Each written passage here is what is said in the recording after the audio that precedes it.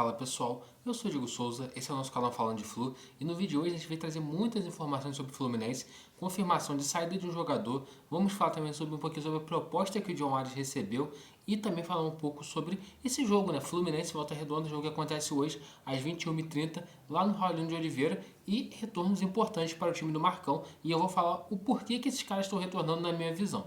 Mas antes de mais nada, eu queria pedir sua ajuda, se você não é inscrito no Falando de Fluminense, se inscreve, dá essa moral pra gente. Se você gostar do nosso vídeo, compartilhe nos grupos tricolores, compartilhe com os amigos tricolores e nos ajude a chegar cada vez mais longe, a alcançar mais inscritos. A nossa meta é chegar aos 11.600. Você se inscrevendo, você vai dar uma moral gigantesca, vai faltar menos um e vai nos ajudar a bater a nossa meta. Agora, sem mais delongas, bora pro vídeo de hoje. Vamos começar falando sobre a novela Terãs. Parece que estamos chegando nos últimos capítulos dessa novela.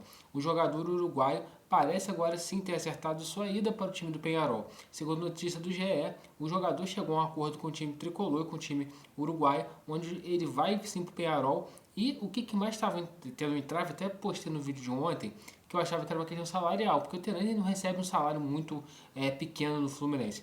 E o Peñarol estava tendo que correr atrás, financeiramente conseguindo levantar, né, os fundos para conseguir pagar esse jogador.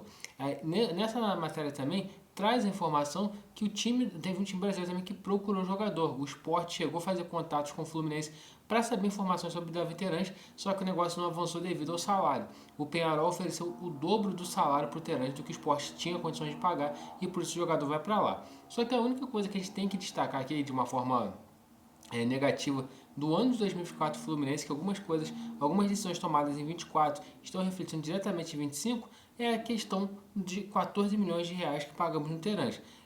Também a gente não pode ser dinheiro de obra pronta.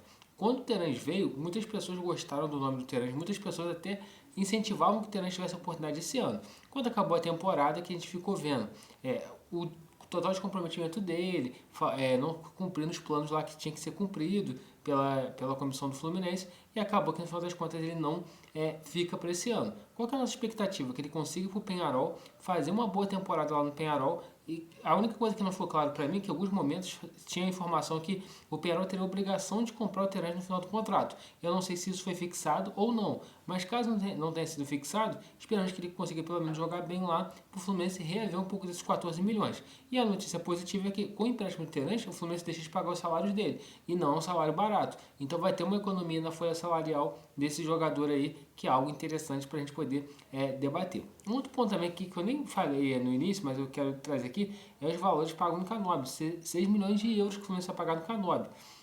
Aproximadamente 40 milhões de reais. Então, a minha única preocupação, né, quando a gente vê essas questões de negociação, quando a gente vê a do Terãs que deu errado e como o Fluminense está indo no mercado botando dinheiro, é da onde vai sair esse dinheiro. Ou o Fluminense tem um dinheiro aí que ninguém sabe, da questão de virar SAF e tudo mais, ou da onde o Fluminense vai tirar esse dinheiro, né? Tem a questão da televisão também, que esse ano muda um pouco a forma de direitos de televisão, mas eu estou muito preocupado da onde que o Fluminense vai tirar o dinheiro para cobrir essas contratações que estão fazendo para esse ano. Canóbio, o Frentes, o La Vega, o Hércules, foram todos jogadores que tiveram um valor que você teve que pagar.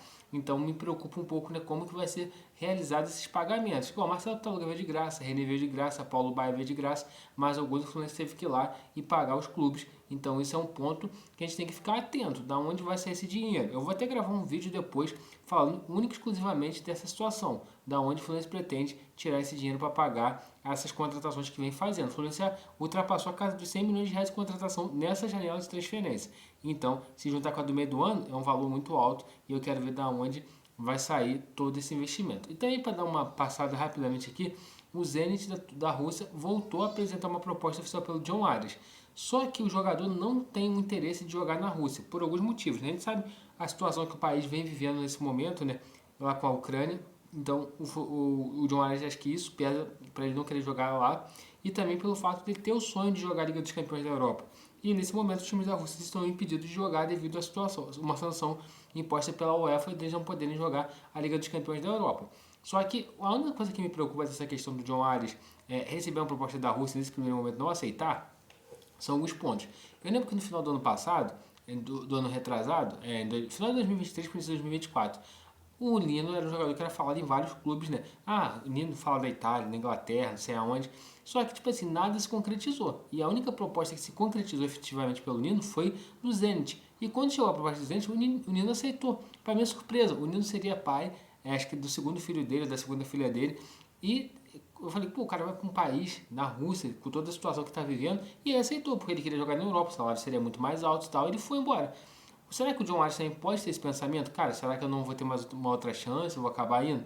A única coisa que eu acho que pesa a favor do John Arias é que o John Arias realmente é um cara que é destaque da seleção colombiana, embora tenha menino naquele momento jogasse na seleção brasileira, mas o John Arias eu acho que ele vai esperar até o meio do ano no mínimo, até por causa dessa questão desse Super Mundial, tentar se valorizar para sair na janela de meio do ano. Por quê? Essa janela de final, início de temporada aqui pra gente, meio de temporada para eles, os clubes europeus não vêm aqui e injetam grande dinheiro, eles vêm aqui apenas para fazer apenas alguns ajustes. A janela fecha dia 3 de fevereiro e hoje, eu analisando assim, eu acho que o John Arias está muito mais próximo de ficar no Fluminense do que de sair. E quando acabou a temporada, eu achei que o John Arias ia ser anunciado em um outro clube em questão tipo assim, de dias. Ah, acabou a temporada hoje, vai ser anunciado na Turquia, sei lá onde, mas não aconteceu efetivamente e eu hoje vejo o John Arias repetindo um pouco do que aconteceu com o André. Quando todo mundo esperava que o André saísse no final do ano, no início do ano, né, de 2024, ele ficou e saiu só no meio do ano.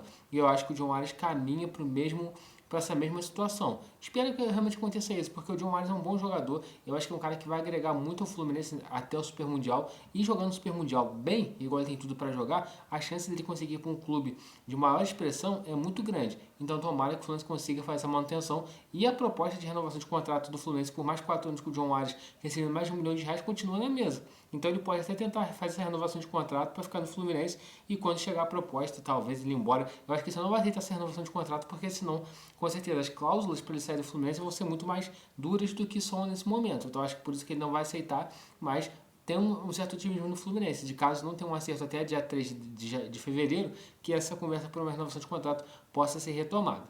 E para a gente estar finalizando o vídeo, falar da última desse vídeo, eu quero falar sobre o Fluminense contra o Volta Redonda, né? O time do Fluminense estreou no Campeonato Carioca empatando contra o Sampaio Corrêa, time caçula, e hoje pega o Volta Redonda. O Volta Redonda que perdeu na sua estreia pro Bangu, é o lanterna do Campeonato Carioca, mas o Mano Menezes, tipo assim, vamos pensar com o time A e time B. Tá jogando com o time B, o time A tá fazendo pré-temporada e tal. Ele pegou alguns caras desse time A e botou para reforçar o time B nessa segunda rodada. Então há expectativa de alguns jogadores do principal do Fluminense reforçar esse time B para esse jogo lá no Rolim de Oliveira. E são eles, Guga, Nonato, o Ignacio, né? O Ignacio também já tem algo que a gente esperava.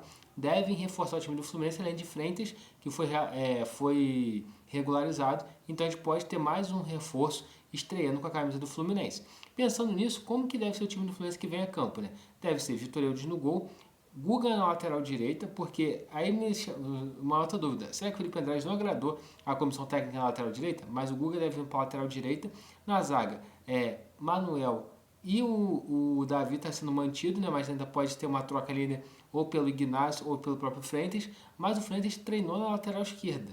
No meio de campo, a gente teria o Felipe Andrade, juntamente com o Wallace Davi. O ataque não mudaria muito, né? Seria Riquelme, seria Isaac, Riquelme, Paulo Baia e João Neto. O que a gente fala primeiro? Desses caras que não estavam relacionados na primeira rodada e foram relacionados na segunda.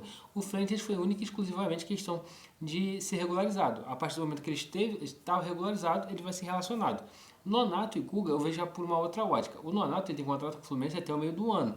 Então pode ser que eles voltaram com ele antes para que ele possa de fato ver, vão renovar com ele depois com o Santos. Ele é emprestado pelo Santos até o meio do ano. Então o Fluminense pode estar fazendo ainda uma avaliação do Nonato para ver se vale a pena ou não manter o Nonato no grupo, manter o Nonato do meio do ano para frente. E o Guga também. O Guga é um jogador que o Fluminense até rolou um boato que o Fluminense estava fazendo uma renovação de contrato com o Guga, só que todo mundo sabe que a questão do Guga é algo mais complexo, porque o Fluminense, o Guga ele quer ser titular, mas então por isso que pode acontecer do Guga sair do Fluminense e tal, né? Tem esses debates nos bastidores. Só que, tipo assim, Guga e Nonato, por que eles estão voltando antes? Eles foram jogadores que na temporada passada não fizeram muitos jogos. Então, o Fluminense acaba liberando esses caras para voltarem antes, né, da preparação e tal. Porque o erro do Fluminense em 2024 foi ter acelerado a preparação de todo mundo. Isso acarretou em várias lesões durante o ano, o time sofrendo overtraining e tal.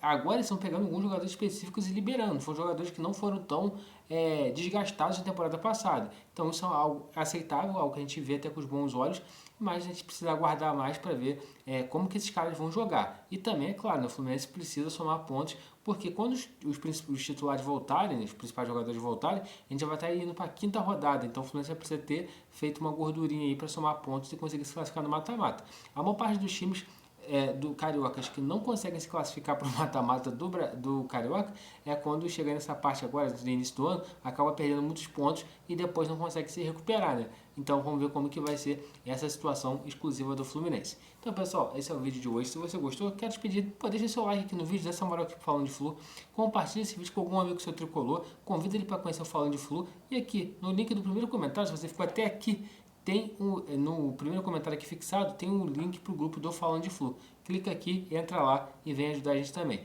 E lembrando, hoje, né, provavelmente a gente vai ter pré-jogo, pós-jogo, para poder falar tudo desse segundo jogo do Fluminense. O primeiro jogo do Fluminense foi bem fraquinho, né? Bem sonolento.